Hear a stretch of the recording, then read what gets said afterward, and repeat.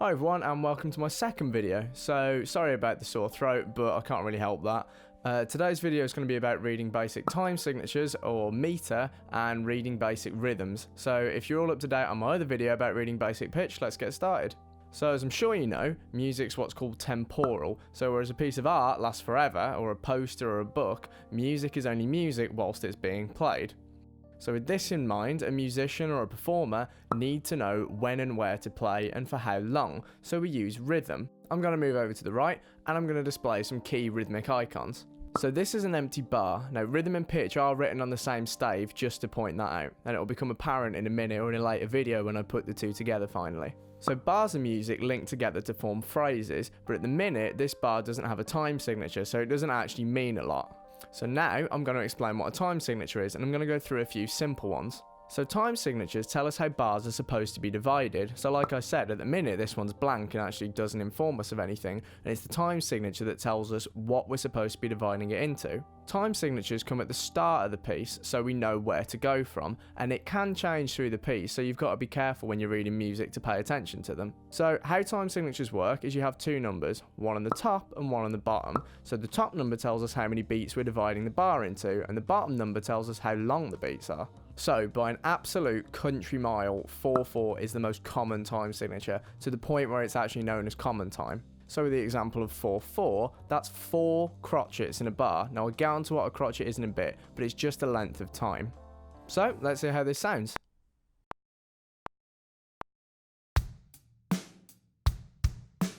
So for musical examples, 4/4 is known as common time, so you could pretty much pick any major pop song in the charts at the minute, and the odds are it's in 4/4. In fact, let me just do that.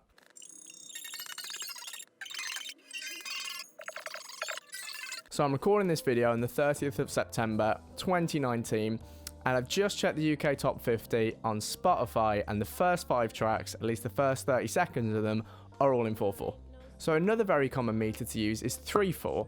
Now how that works using the same system is 3 on top, 4 on bottom, which means there's 3 crotchets in a bar. Now let's hear how that sounds.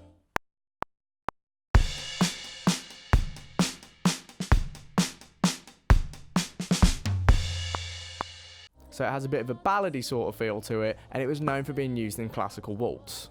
So now, for no reason at all, I've changed my shirt, the camera angle, and even to daytime, we're going to talk about pulse in music. So the pulse is a subconscious sort of ticking feeling that's set by the meter that the music's in, and it's not actually played, you just feel it. So it's kind of like a heartbeat. So a pulse is dictated by strong and weak beats, which in turn are dictated by what meter the music's in. So in 4/4, your strong beats are 1 and 3, and in 3/4, your strong beat's the first beat. So a pulse helps us keep track of where we are in a bar. So like in the example of 4/4, we know that the strong beats are 1 and 3. So if you listen out for things like the kick drum or chord changes on those beats, we can tell where we are.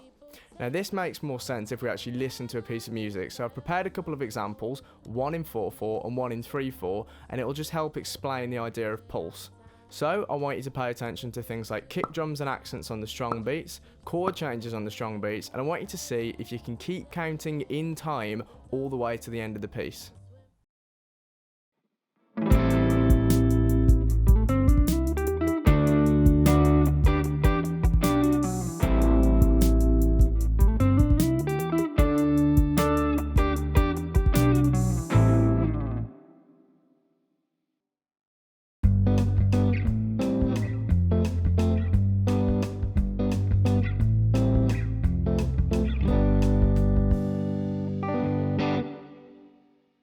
So we've covered 4/4 and we've covered 3/4. Now I'm going to leave meter there for today, and I'll go into more complicated meters in a different video. So now we understand how meter works, I'm going to talk about tempo. So just because 2 songs or 2 pieces of music are both in 4/4, it doesn't mean they're the same speed. So speed or tempo in music is how fast we play the beats. So for example, a fast 4/4 sounds like this, and a slow 4/4 will sound like this.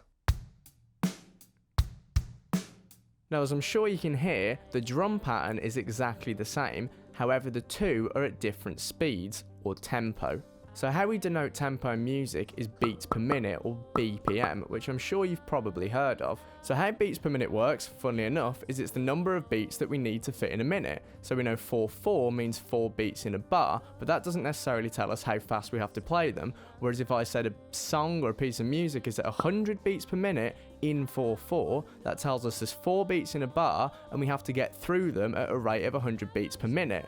So that being said, if I said there's a song at 4/4 at 50 beats per minute, that's twice as slow, or half the speed, because we have to get through half the amount of beats in the same amount of time.